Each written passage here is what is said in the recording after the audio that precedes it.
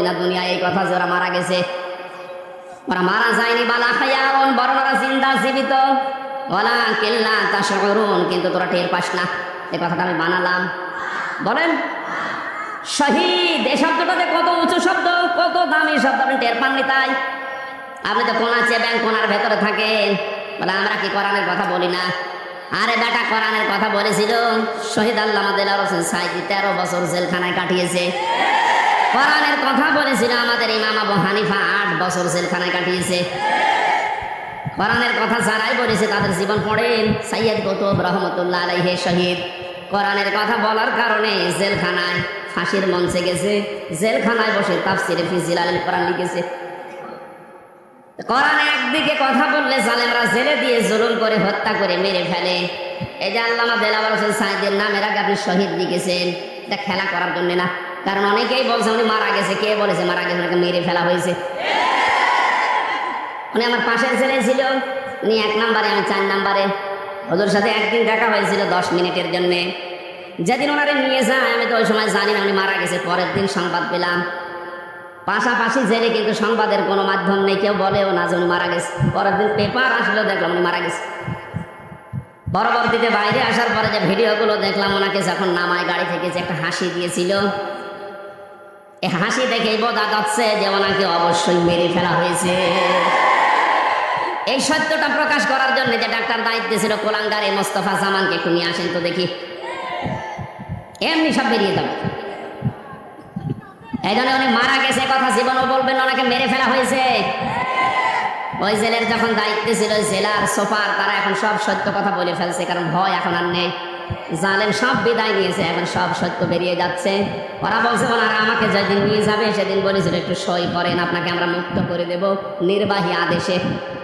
এ কথা শোনার পর একটা হাসি দিয়েছিল যে না জানি এতদিন পর আমার পরিবারের লোক, আমার অনুসারী যারা, আমার কলিগ যারা, আমার সাথে যারা ইসলামী আন্দোলন করে, অন্তত তাদের সাথে আমার দেখা হবে, এই জন্য তিনি হাসি দিয়েছিলেন।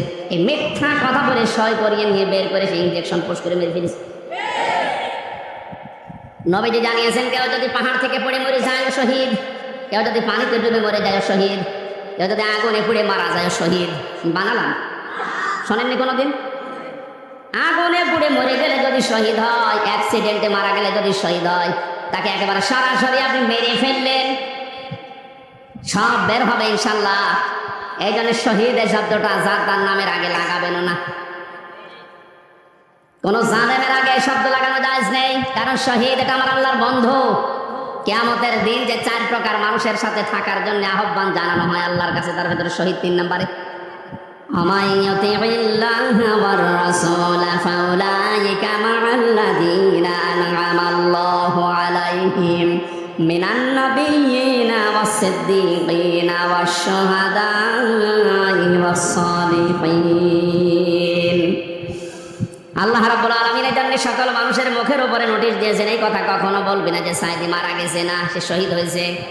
আবু সাঈদ মারা গেছে এই কথা কখনো বলবে না, কারণ সে জালেমের জুলুমের সামনে জীবন দিয়েছে। এতটুকু আল্লাহ শেষ করেননি, মানুষ যেহেতু মুখ দিয়ে বলতে পারে, এই জন্য মুখের উপরে নোটিশ দেওয়ার পরে আল্লাহ অন্তরের উপরে নোটিশ দিয়েছে। কারণ মানুষ ধারণা করে কি দিয়ে, কথা বলে না কেন? ওয়ালা তাহসাবান্নাল্লাযীনা কুতিলু ফী সাবিলিল্লাহি আমওয়াতা বাল আহয়াউন ইনদা রাব্বিহিম ইরযাকুন।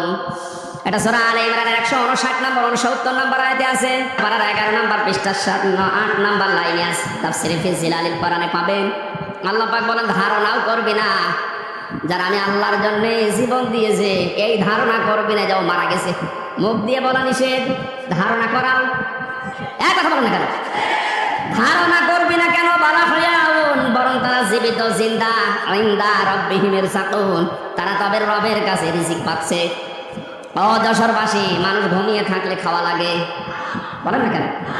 জীবিত থাকলে খাওয়া লাগে, জেগে থাকলে খাবার খেলে মানুষের রক্ত, গোশত, চর্বি, চামড়া এগুলো তৈরি হয়।